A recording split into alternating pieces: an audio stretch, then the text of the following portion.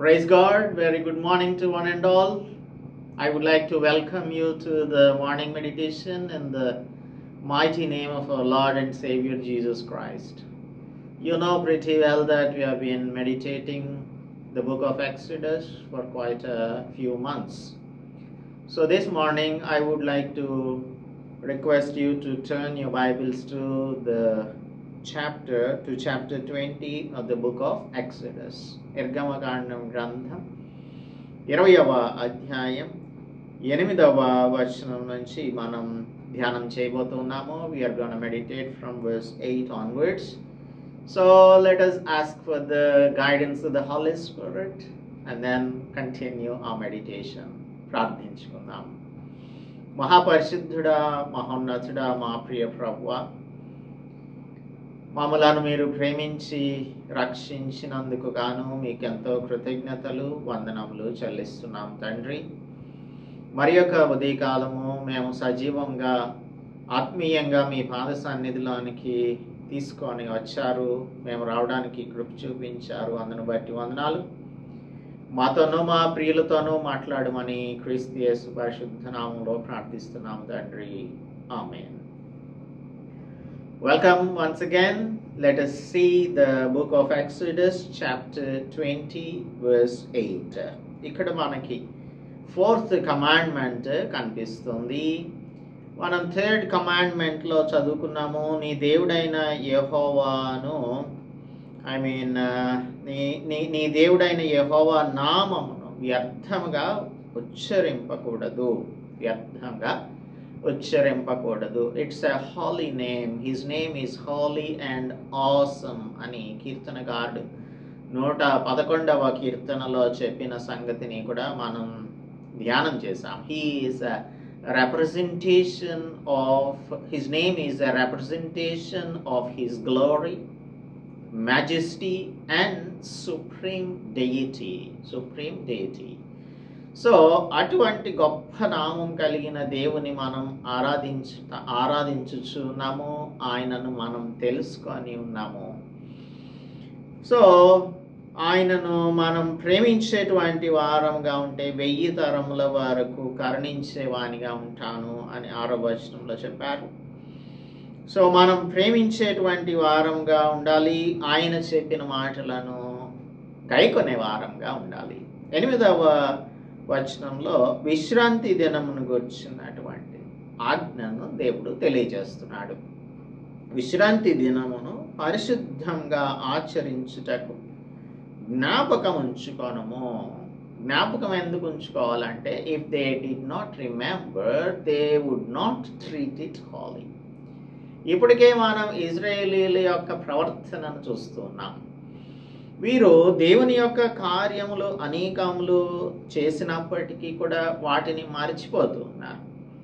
దేవుడు ఐగుప్తు దేశం బానిసత్వం నుంచి రప్పించడానికి ఆయన చేసిన అనేకమైన సూచక క్రియలు అవన్నీ మర్చిపోయారు. ఆ తర్వాత ఎర్ర సముద్రం దగ్గరికి వచ్చినప్పుడు 2గా ఎర్ర సముద్రంను పాయలు చేసి ఆరిన నేలను నడిచి వెళ్ళినట్లుగా వారికి చేసిన సహాయమును వారు మర్చిపోయారు. ఆ తర్వాత వీరు అరణ్యంలోనికి వచ్చిన తర్వాత అనేక సందర్భములలో దేవుడు వారికి అనుగ్రహించిన ఈవులన్నింటినీ కూడా మర్చిపోయారు. That's the reason why he says remember అని అంటున్నాడు. నీ దేవుడైన నీ విశ్రాంతి దినమును పరిశుద్ధంగా ఆచరించుటకు జ్ఞాపకం ఉంచుకోనము అని అంటున్నాడు. ఇదేమి కొత్త ఆజ్ఞను చెప్పడం లేదు, కానీ మనం 16వ అధ్యాయంలో చదివినప్పుడు వారు మన్నాను సమకూర్చుకునే విషయంలో దేవుడు చెప్పినటువంటి మాట 22వ వచనంలో నుంచి చూసినట్టయితే 6వ దినమున వారు ఒక్కొక్కనికి 2 ఓమరుల చొప్పున 2 ఆహారం కూర్చుకున్నప్పుడు సమాజం యొక్క అధికారులందరూ వచ్చి మోషేకి చెప్పారు. అందుకు అతడు యెహోవా చెప్పిన మాట ఇది, రేపు విశ్రాంతి దినము, అది యెహోవాకు పరిశుద్ధమైన విశ్రాంతి దినం. మీరు కాల్చుకొనవలసినది కాల్చుకొనుడి, వండుకొనవలసినది వండుకొనుడి, ఉదయం వరకు మిగిలినదంతయు మీ కొరకు ఉంచుకోండి అని చెప్పాడు. అప్పుడు ఆ మన్న కంపు కొట్టలేదు, పురుగు పట్టలేదు. అయితే ఇంతకుముందు వారు చేయవద్దు అన్నప్పుడు ఆ పనిని చేస్తే వారు దాచుకున్నటువంటి మన్న కంపు కొట్టినట్టుగా మనం ఇదే అధ్యాయంలో చదువుకుంటాము. అందుకే దేవుడు ఇక్కడ కొత్త ఆజ్ఞను ఏమీ చెప్పట్లేదు. ఆల్రెడీ దీన్ని వారికి తెలియపరిచేశాడు. శాబత్ని వారు పాటించాలి అని అంటున్నాడు. శాబత్ డే అనగా విశ్రాంతి దినం వారికి ఏమి గుర్తు చెయ్యాలి అంటే, వారు అన్యజనులలో నుంచి ప్రత్యేకించబడినటువంటి వారు అనే సంగతి వారికి జ్ఞాపకం ఉంచుకోవాలి. They are separated. రెండవది, వారిని ఒక ప్రత్యేక జనాంగంగా దేవుడు ఏర్పరచుకున్నాడు అన్న సంగతి వారు జ్ఞాపకం ఉంచుకోవాలి. ఆ తర్వాత ఒక శాంక్టిఫైడ్ లైఫ్ని, హోలీ లైఫ్ని జీవించాలి, పరిశుద్ధ అయిన జీవితాన్ని జీవించాలి అనే విషయాన్ని కూడా వీరు జ్ఞాపకం ఉంచుకోవాలి. అందుకే దీనిని you have to keep it Holi అని చెప్తున్నాడు. You have to keep it Holi. Sacred time, వారి యొక్క జీవితములలో ప్రశస్తమైన, లేదు అని అంటే ప్రత్యేకించబడినటువంటి సమయం ఇది. This is a separated time of rest. కాబట్టి సాబత్ ఏం చేస్తుందంటే మనకు విశ్రాంతిని జ్ఞాపకం చేస్తుంది. యేసు క్రీస్తు ప్రభువు ఇంకా రాలేదు. The Savior has not yet come. So you have to remember that you will be going into the rest that the Lord Jesus Christ is going to give them. అనగా యేసు క్రీస్తు ప్రభువు వచ్చి అందరికీ కూడా విశ్రాంతిని కలుగు చేయడానికి ఆయన తన యొక్క ప్రాణాన్ని సిలువలో అర్పిస్తారు అనేది జ్ఞాపకం చేయడానికే ఈ విశ్రాంతి దినాన్ని వారు ఆచరించాలి అని చెప్తున్నారు దేవుడు. పరిశుద్ధ దినాన్ని ఆచరించాలి, విశ్రాంతి దినాన్ని ఆచరించాలి అని అంటున్నాడు. లూకాసు వార్త 6వ అధ్యాయంలో యేసు ప్రభు శిష్యులు ఏం చేస్తున్నారంటే, వారు పంట చేలలో నుండి నడుచుకుంటూ వెళ్తున్నారు. అది విశ్రాంతి దినం, సబ్బాతు దినము. ఆ దినాన్ని వారు వెళ్తూ వారు ఏం చేశారంటే కొన్ని వెన్నుల్ని త్రుంచి వాటిని చేతులతో నలుపుకొని తింటూ ఉన్నారు. తింటూ ఉంటే అక్కడ యూదులైనటువంటి వారిలో తప్పు పడుతున్నారు. ఏంటి అంటే వారి యొక్క ఉద్దేశం, దే మేడ్ 4 వయలేషన్స్. ఈ వెన్నుల్ని త్రుంచి తినడంలో 4 సార్లు 4 విధాలుగా దేవుని యొక్క ఆజ్ఞను ఉల్లంఘించారు అనేది యూదుల యొక్క ఉద్దేశం. అంటే నంబర్ 1, వాళ్ళు విశ్రాంతి దినాన్న పంట కోయకూడదు. They should not reap it, they should not thresh it. కళ్ళంలో దానిని వేసి తొక్కకూడదు. They should not winnow it, దానిని తూర్పారు పట్టకూడదు. తర్వాత దానిని ఆహారం చేసుకోకూడదు. ఇప్పుడు వాళ్ళు తింటున్నారు అంటే దే ఆర్ ఈటింగ్ ఫుడ్, కాబట్టి ఇట్స్ ఎ ప్రిపేర్డ్ ఫుడ్ అని వారి యొక్క ఉద్దేశం. So every time they bit the grain, every time they bit the grain, they were violating four times the Sabbath rule అనేది ఈ యూదుల యొక్క ఉద్దేశం. అందుకనే వారు యేసు ప్రభువుకి కంప్లైంట్ చేస్తున్నారు, మీ శిష్యులు సబ్బాతు దినాన్ని ఆచరించడం లేదు అని. సో ఇది వారి యొక్క మైండ్స్లో ఉంది. అందుకే దేవుడు ఈ విషయంలో జాగ్రత్తగా ఉండమని ఈ పాత నిబంధన గ్రంథంలో ఆజ్ఞను ఇస్తున్నాడు. ఆ ఆజ్ఞను యూదులైనటువంటి వారు మక్కి బై లెటర్ అని చెప్పచ్చు, వారు ఆచరిస్తున్నారు అని తెలియజేయడం కోసం యేసు ప్రభువుకి కంప్లైంట్ చేస్తున్నాడు.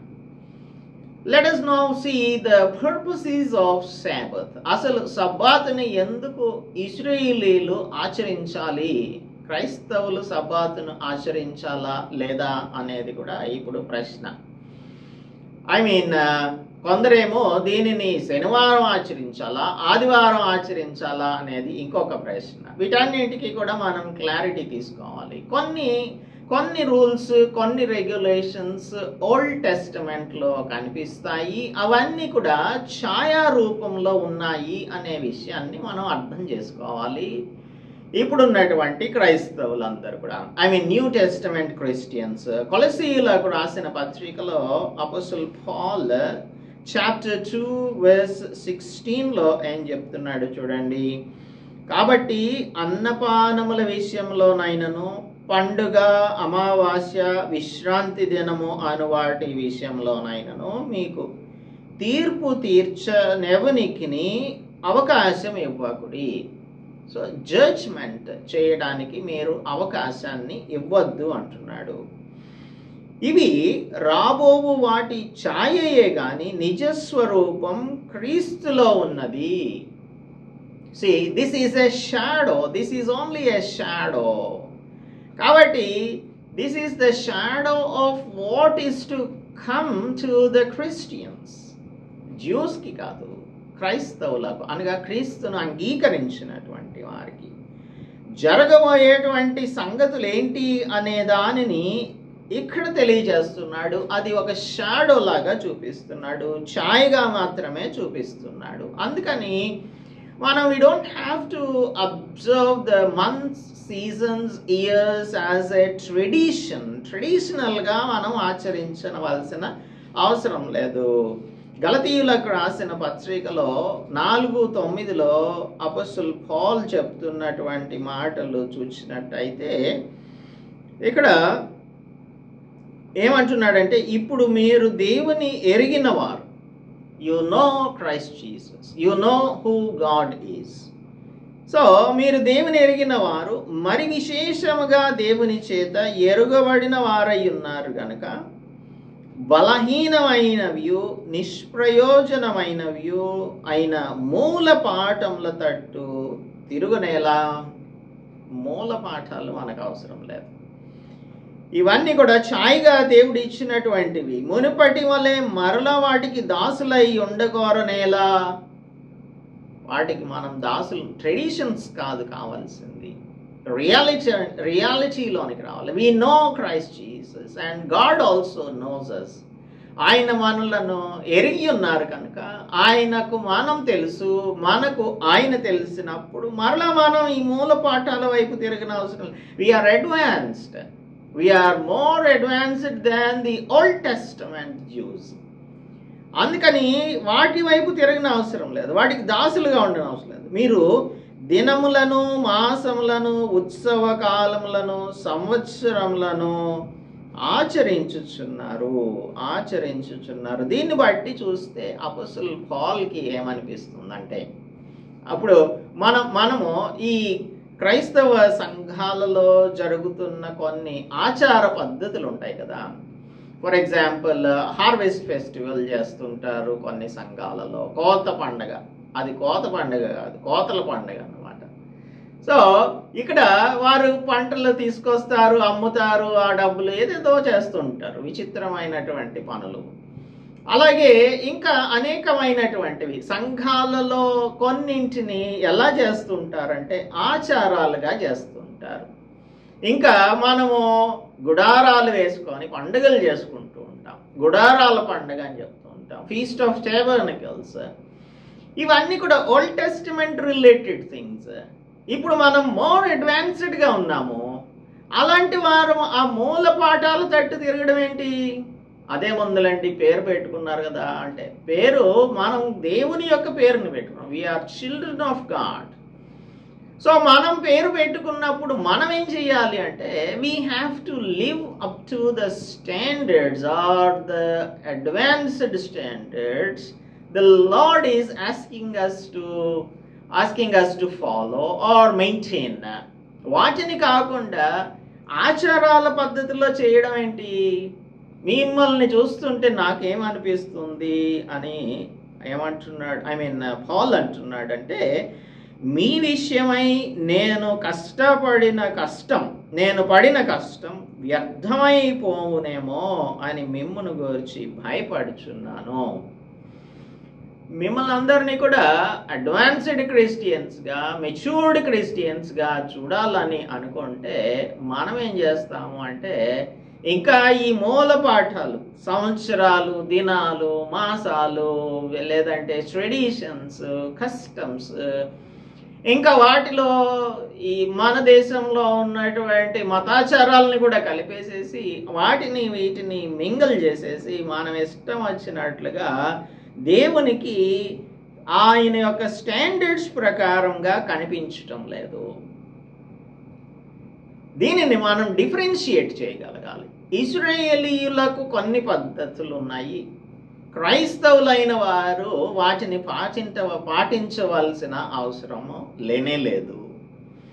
అందుచేత మనం చాలా విషయాలలో బ్లైండ్గా ఫాలో అవుతూ ఉన్నాం. కానీ మనకు దేవుడిచ్చిన ఆ అవకాశాన్ని, మెచ్యూర్డ్ థింకింగ్ని, అవుట్ ఆఫ్ ద బాక్స్ థింకింగ్ని ఎంతమంది ఇన్కల్కేట్ చేసుకుంటున్నారు అనేది ఈ ఉదయకాలం అందు మనందరం కూడా ప్రశ్నించుకోవాలి. ఆచారబద్ధమైన క్రైస్తవ్యాన్ని మనం జీవిస్తున్నామా? ఆచరణాత్మకమైన క్రైస్తవ్యాన్ని జీవిస్తున్నామా? We have started this series. ఈ సిరీస్లో ఆచరణాత్మక క్రైస్తవ్యం అని పేరు పెట్టాం, practical Christianity. It is nothing but matured Christianity. మనందరం కూడా పరిపక్వత చెందినటువంటి వారంగా జీవించాలి అని దేవుడు మనలను రక్షించుకున్నారు. అపరిపక్వమైన స్థితిలోనే ఉండిపోవాలని చెప్పడం లేదు. ఇంకా మూల పాఠాలు, మూలాచారాలను మనం పాటిస్తూ ఉండాలని ఆయన చెప్పడం లేదు. ఎనీవే, ఇశ్రాయేలీయులకు సబ్బాతు యొక్క ఉద్దేశం, దేవుడు విధించిన ఈ సబ్బాతు యొక్క ఉద్దేశం ఏంటంటే, number 1, Sabbath reflects God's pattern of creation. దేవుడు 6 దినాలు పనిచేసి 7వ దినమున విశ్రాంతి తీసుకున్నారు అని జెనసిస్ మనకు చెప్తుంది. He made the work of creation and Sabbath has to remind us of the work of the Lord. కనుక దేవుడు చేసిన సృష్టి కార్యం అంతా కూడా అయిపోయాక ఆయన విశ్రాంతి తీసుకున్నారు. కాబట్టి ఆయన చేసిన ఆ సృష్టి కార్యం అంతటినీ కూడా మనం రిమైండ్ చేసుకొని జ్ఞాపకం ఉంచుకొని ఆయనను స్తుతించడానికి ఈ రోజుని, ద డే ఆఫ్ రెస్ట్ని, విశ్రాంతి దినాన్ని దేవుడు అనుగ్రహించాడు. అయితే నూతన నిబంధన క్రైస్తవులుగా మనం జ్ఞాపకం ఉంచుకోవాల్సింది ఏంటంటే, the redemptive work of Christ Jesus. యేసు ప్రభువు చేసిన విమోచన కార్యం, అక్కడేమో సృష్టి కార్యం, ఇక్కడేమో విమోచన కార్యాన్ని మనం జ్ఞాపకం ఉంచుకోవాలి. రెండవది, ఈ celebration of Israel's redemption from slavery. వారు 430 సంవత్సరాల పాటు ఐగుప్తు దేశపు బానిసత్వంలో జీవించారు. Now they have come to rest. దేవుడు వారికి ఆ బానిసత్వం నుంచి విడుదలనిచ్చి ఒక ప్రామిస్డ్ ల్యాండ్లో వారు విశ్రాంతి తీసుకునేలాగా, ఆ స్లేవరీలో నుంచి, లేదు అంటే ఈజిప్ట్లో నుంచి తీసుకొని వచ్చారు. నూతన నిబంధన క్రైస్తవులంగా మనం జ్ఞాపకం ఉంచుకోవాల్సింది ఏంటంటే, యేసుక్రీస్తు ప్రభువు సిలువలో మరణించి మన కొరకు ఆయన చేసిన త్యాగం, ఆయన మనకిచ్చిన విమోచన కార్యమును జ్ఞాపకం చేసుకోవాలి. మూడవదిగా, it's a time of rest, refreshment and recuperation. అంటే రికవరీ అని చెప్పాలి. 23వ అధ్యాయంలో చూస్తే ఇందులో ఎక్సోడస్ చాప్టర్ 23 verse 12 చెప్తుంది చూడండి. 6 దినములు మీ పనులు చేసి నీ ఎత్తును, క్రిస్టల్ క్లియర్గా చెప్తున్నాడు, ఎత్తును, గాడిదను, నీ దాసి కుమారుడును పరదేశియు విశ్రమించున్నట్లు 7వ దినమున ఊరక ఉండవలెను. నేను మీతో చెప్పిన వాటన్నింటిని జాగ్రత్తగా గైకొనవలెను అని చెప్పాడు. సో ఇక్కడ క్లియర్గా ఎందుకు మెన్షన్ చేస్తున్నాడు? ఇక్కడ మనం 20th చాప్టర్లో కూడా చూస్తాము, 9వ వచనం, 6 దినములు నీవు కష్టపడి నీ పని అంతయు చేయవలను, 7వ దినము నీ దేవుడైన యెహోవాకు విశ్రాంతి దినము. దానిలో నీవైనను, నీ కుమారుడైనను, నీ కుమార్తె అయినను, నీ దాసుడైనను, దాసి అయినను, పశువు అయినను, నీ ఇండ్లలోనున్న పరదేశి అయినను ఏ పని చేయకూడదు. ఎంత క్లియర్గా చెప్తున్నాడు? ఒక్కొక్కరిని విశదీకరించి చెప్తున్నాడు. దాసి చేత పని చేయించకూడదు, దాసుడి చేత పని చేయించకూడదు, పశువులు కూడా పని చేయకూడదు అని చెప్తున్నాడు. సో ఇంత క్లారిటీ ఎందుకు దేవుడు ఇస్తున్నాడంటే, there is a time of refreshment for everything on earth. మనుషులకి రెస్ట్ కావాలి, పశువులకి రెస్ట్ కావాలి, దాసులకి రెస్ట్ కావాలి, దాసీలకి. ఇది ఒక రాడికల్ కమాండ్మెంట్ అని మనం చెప్పచ్చు. ఇప్పుడు అంతా సోషలిజం గురించి మాట్లాడుతుంటారు కదా, అందరికీ సమాజ నిర్మాణాన్ని గురించి మాట్లాడుతుంది సోషలిజం, సమానత్వాన్ని గురించి మాట్లాడుతుంది. దేవుడు ఆ సమానత్వాన్ని రాడికల్గా ఇక్కడే ఆజ్ఞలలో చెప్పేశాడు. అప్పటి నుంచి ఇప్పటి వరకు కూడా 7వ దినం విశ్రాంతి దినంగా ఉంటుంది. కాబట్టి మనం రిఫ్రెష్ అవ్వాలి, విశ్రాంతి తీసుకోవాలి, రికవరీ జరగాలి. ఎందుకంటే ఒక వ్యక్తి 7 దినాల పాటు పని చేస్తే మరలా రెస్ట్ లేకపోతే ఎట్లా కంటిన్యూస్గా పనిచేస్తారు? అంటే సంవత్సరంలో 365 రోజులు పని చేయడం అనేది సాధ్యం కాదు. ఇంకొకటి, ప్యాగన్ కల్చర్స్లో ఎక్కడా కూడా ఈ విశ్రాంతి దినం అనేది లేనే లేదు. అప్పుడున్నటువంటి ఆ సమాజంలో, లేదంటే అప్పుడున్న ఆ దేశాలన్నింటిలో కూడా అన్యులైన వారికి ఇటువంటి అవకాశం లేదు. వారు పని చేస్తూనే ఉంటారు, దేవుణ్ణి జ్ఞాపకం చేసుకునే పని ఏముండదు. 4వది, it's a sign of covenant between God and his people.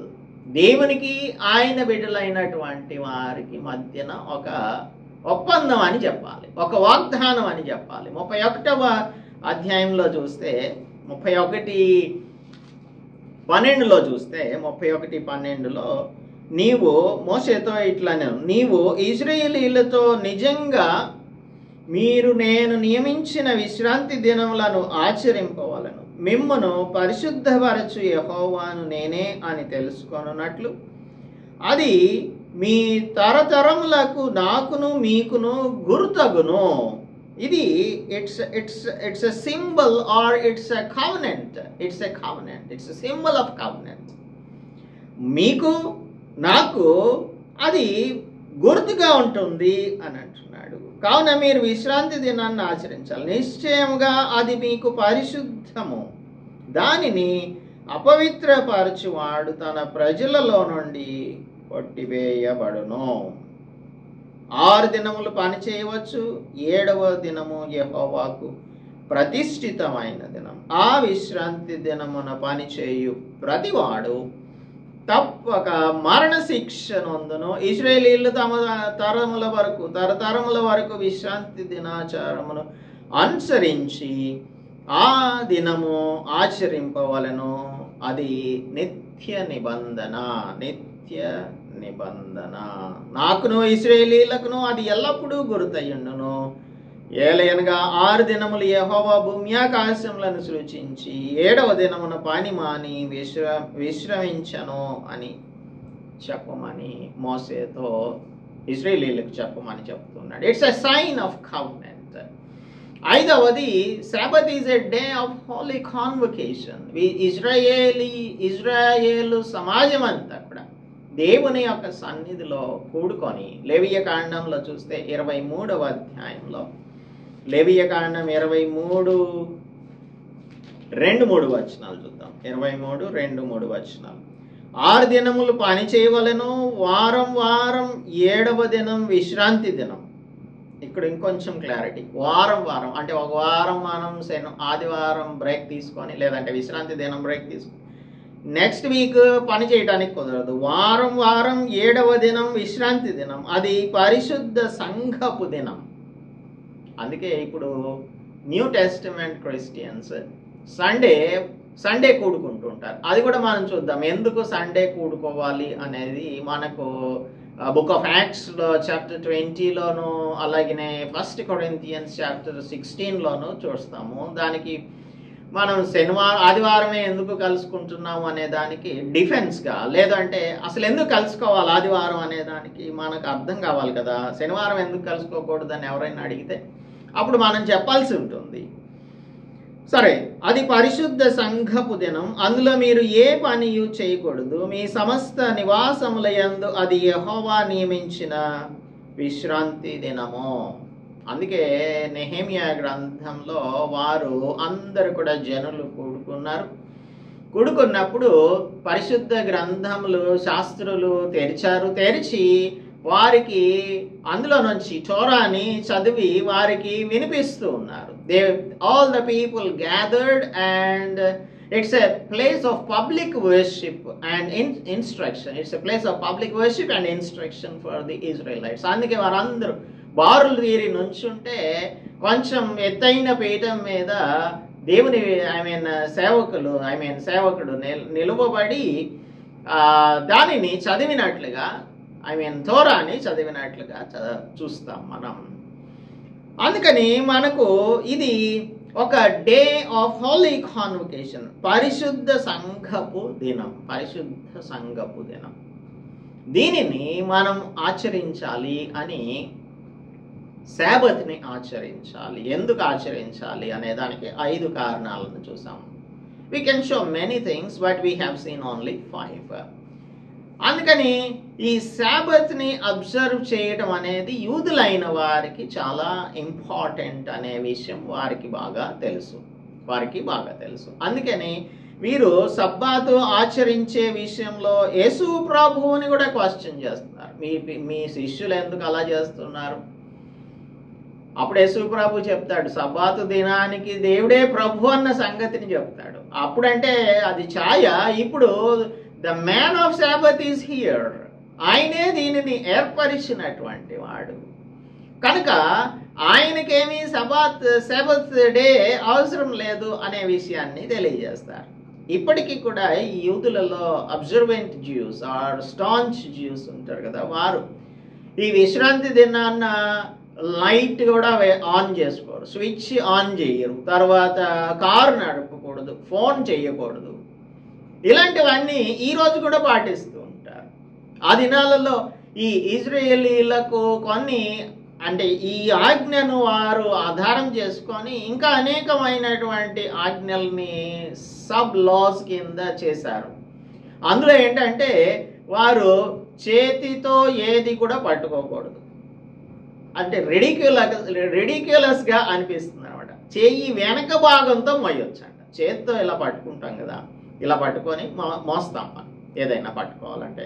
For example ఒక బకెట్ మోయాలనుకుందాం, they should not carry it. అయితే చెయ్యి వెనక భాగంతో మోయొచ్చు అంటే ఇట్లా పట్టుకొని మోయొచ్చు, లేదంటే వాళ్ళ ఎల్బోతో వాళ్ళు మోయొచ్చు అని, లేదంటే they can carry it on the foot అని, లేదంటే they can carry it with their ear అని, they can carry it with their hair అని, ఇలాగా కొన్ని రిడిక్యులస్ రూల్స్ని చేశారు. లేదు అంటే వారి వస్త్రపు చెంగునకు కట్టుకొని మోయొచ్చు అని. కొందరికేమో ఎక్సెప్షన్స్, విమెన్కి ఎక్సెప్షన్స్. స్త్రీలైనటువంటి వారు, పురుషులైన వారేమో ముడి వేయకూడదు, స్త్రీలైన వారు ముడేసుకోవచ్చు. అంటే వాళ్ళు వస్త్రాలను ముడేసుకుంటారు కాబట్టి దానికి ఎక్సెప్షన్ ఇచ్చారు. ఇప్పుడు ఒక బకెట్కి తాడు కట్టి దానిని నీళ్ళల్లో వేసి నీళ్లు తోడాలనుకోండి, పురుషులు చేయకూడదు, స్త్రీలు అయితే చేయొచ్చు, ఎందుకంటే ఎక్సెప్షన్ ఇచ్చారు కదా. ఇటువంటి రెడిక్యులస్ రూల్స్ అన్నింటినీ కూడా వారు చేసినట్లుగా ఈ యూదులను గురించి మనం చదువుకుంటాం. మనకి ఎక్కడ కూడా ట్రెడిషన్స్ ముఖ్యం కాదు, కస్టమ్స్ ముఖ్యం కాదు, ఆచరణ అనేది చాలా ప్రాముఖ్యం. అందుకనే మనం ఆచరణాత్మకమైన క్రైస్తవులంగా ఉండాలి. అలాగనే చాలా విషయాలు వచ్చేపాటికి, దశమ భాగాలు విషయంకి వచ్చేపాటికి అది ఓల్డ్ టెస్టమెంట్లో చెప్పబడింది, న్యూ టెస్టమెంట్లో ఎక్కడ కూడా చెప్పబడలేదు.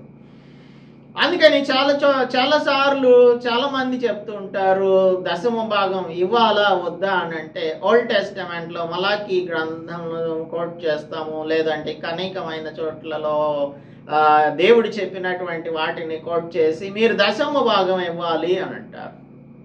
కానీ న్యూ టెస్టమెంట్ మన హృదయానికి తోచినంత ఇవ్వవచ్చు అని చెప్తుంది. కాబట్టి కట్టుబాట్లు, కస్టమ్స్, రిచువల్స్ లేదంటే ఆచారాలతో క్రైస్తవ్యం ముడిపడి ఉండలేదు. Not by the letter, but we have to practice it. So ఆ ప్రాక్టికల్ క్రిస్టియానిటీ అనేది ఈ దినాలలో మనం ఎక్కడ కూడా చూడటం లేదు. మనమే దానిని ప్రారంభించాలి, మనమే దానిని కొనసాగించాలి. మనల్ని చూసి రాబోయే తరం వారు ప్రాక్టికల్ క్రిస్టియన్స్గా మారాలి అనేది రిఫార్మ్డ్ చర్చ్ ఆఫ్ ఇండియా ఒక ఉద్దేశం. That's the reason why we are trying to come with all these concepts, and we are meditating all these things according to the scriptures, in the light of the scriptures. That's the reason why we don't add anything from outside. We discuss only the things that are mentioned in the scriptures, and this is a biblical based ministry. కనుక ఈ మాటలను వింటున్న మీరు ఈ ఛానల్ని ఇతరులకు కూడా share చేయండి. We are not discussing any filth in these meditations. దేవుని మాట ఎలా ఉందో అలా చదువుకుంటున్నాము, అర్థం చేసుకుంటున్నాము. అనేకులను ఎంకరేజ్ చేద్దాం. దేవుడు అందుకు మనకు సహాయం చేయను గాక. ప్రార్థించుకుందాం. పరిశుద్ధుడా, మా ప్రియ ప్రభువా, మా రక్షక, మేము అనేకమైన ఆచారాలను, ఇజ్రాయేలీలకు ఇచ్చిన ఆచారాలను మేము కూడా పాటించాలి అనే ఉద్దేశంతోనే ఒకలాంటి భ్రమలలో జీవిస్తూ ఉన్నాం. ఏది ధర్మశాస్త్రము నాకు సంబంధించింది, ఏది ఛాయ, ఏది నిజస్వరూపం అనేది దానిని నీ గ్రంథం స్పష్టంగా చెప్తూ ఉన్నా కూడా దానిని చదివి ఆచరించలేనటువంటి వారంగా ఇప్పటి వరకు ఉంటూ ఉన్నాము. మీరు మమ్మలను ఆచరణాత్మక క్రైస్తవులుగా ఉండమని కోరుకుంటున్నారు. అలాగ జీవించుటకు మాకు, మా ప్రియులకు సహాయం చేయమని క్రీస్తు యేసు పరిశుద్ధ నామములో ప్రార్థిస్తున్నాం తండ్రి. ఆమేన్. దేవుని నామానికి స్తోత్రం. అందరికీ కూడా వందనాలు. Let us not be disguised by the things that are related to the Old Testament or the customs and rituals that are mentioned in the Old Testament and think that we have to follow them. కాదు, అలా కాదు. మనం ఆచరించవలసినటువంటిది వేరే ఉంది.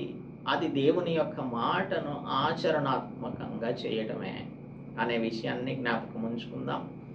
దేవుడు మనందరినీ కూడా practical క్రిస్టియన్స్గా మార్చినట్లు కృప చూపించును గాక. ఆమేన్.